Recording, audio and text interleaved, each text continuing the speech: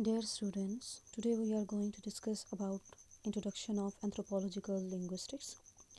First of all, I will tell you about this course. This course aims to familiarize students with the ways people negotiate, contest, and reproduce cultural forms and the social relations through language and the ways in which language provides insights into the nature and the evolution of the culture, cognition, and human society. And this course integrates traditional anthropological concerns with the relations among language, culture, and meaning. First of all, I will also explain what is meant by anthropological as we are going to study anthropological linguistics. You should be aware that what is meant by anthropology. Actually, anthropology, this word comes from the Greek word anthropos, which means man or human, and the logos, which means study. It seeks to answer an enormous variety of the questions about humans. They are interested in discovering when, where, and why humans appeared on Earth and how and why they have changed since then, and how and why modern human populations vary in certain physical features. And anthropologists are also interested in how and why societies in the past and the present have varied in their customary ideas and the practices. And anthropology, you can say that it is the study of the humans, their origins, biological characteristics, cultural development, social relationships, and more, based in scientific methods. Further, if you talk about what is mean by the linguistics, as you know very well, linguistics is the scientific study of the language, or is the science of the language, and it deals with the study of the human language. And according to the Hanners, anthropology is the science of the humanity, which studies human being in aspects of the society and the culture. As society and culture, both these play an important role.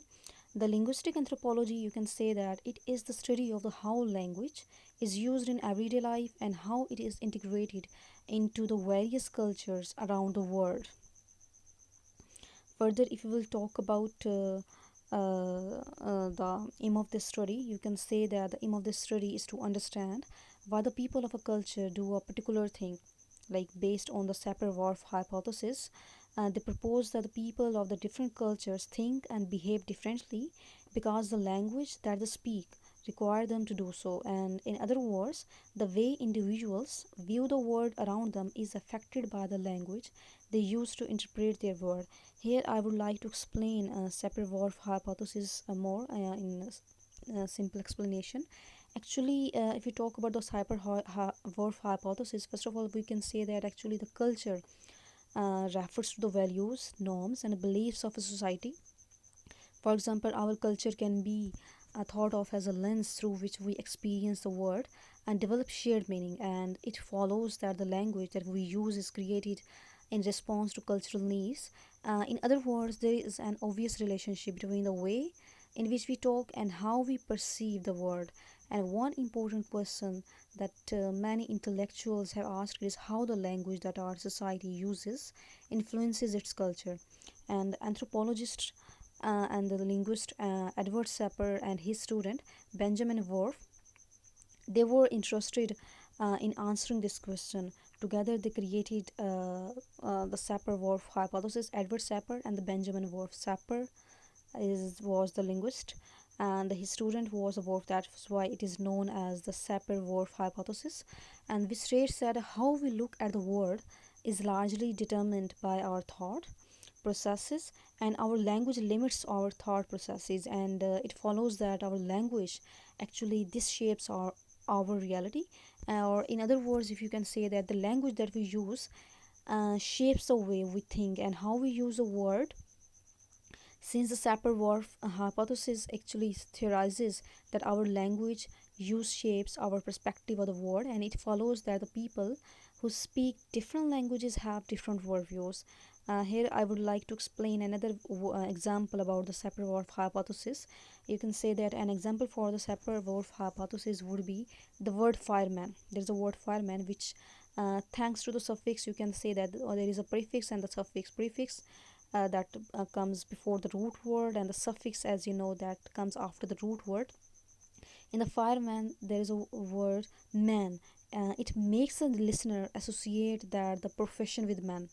Similarly, in Spanish, the word for fireman is a gender neutral term, which would likely lead to a different way of the thinking than with the English word. Similarly, if we most of the time when we are using the chairman, the ending is man, and every time we consider that the chairman would be the man. And in further explanation, if you see that anthropological linguistics, since only humans speak, anthropologists are actually they are keenly interested in language use, structure, change, and the relations among language, society, and the culture. And actually, this study that includes speech communities, performing of language, socialization, and the power in language.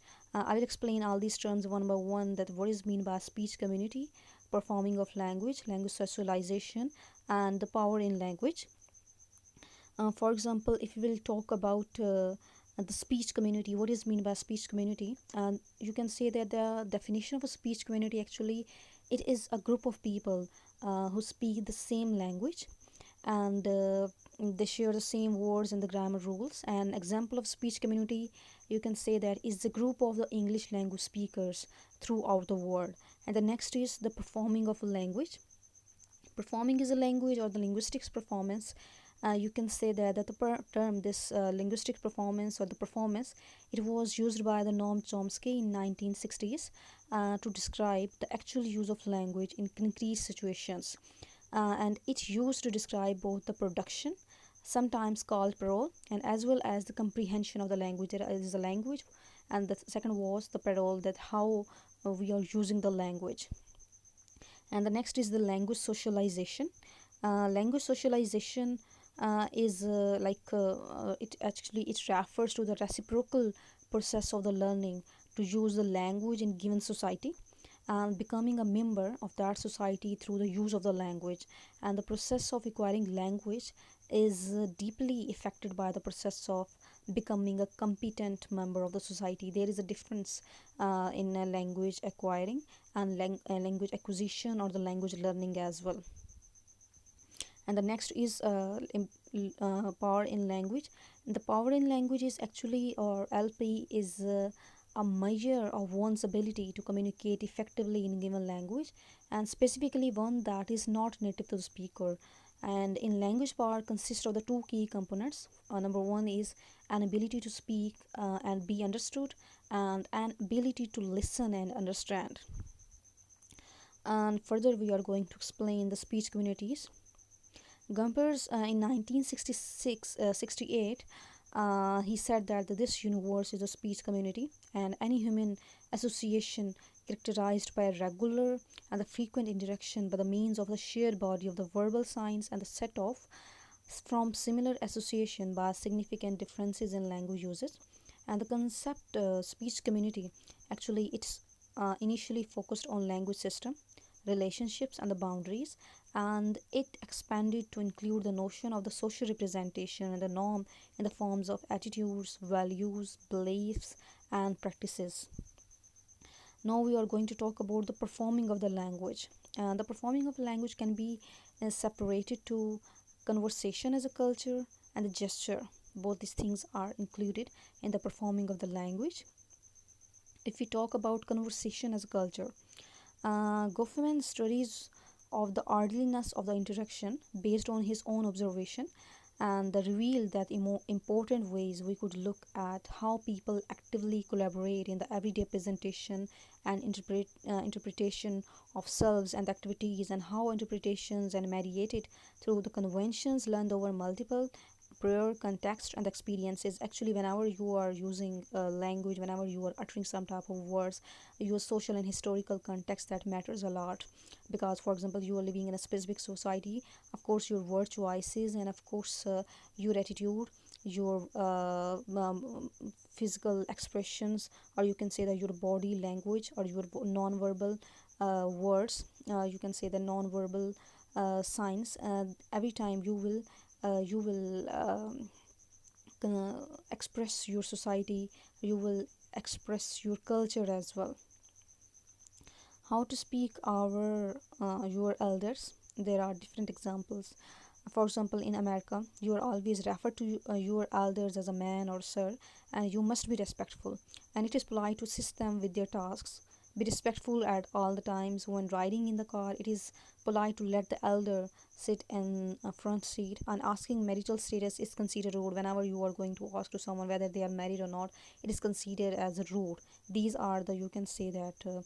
That is considered as in their language as well, they are not going to ask these things because it is associated to their culture, and they are following their culture whenever they are going to utter some type of sentence.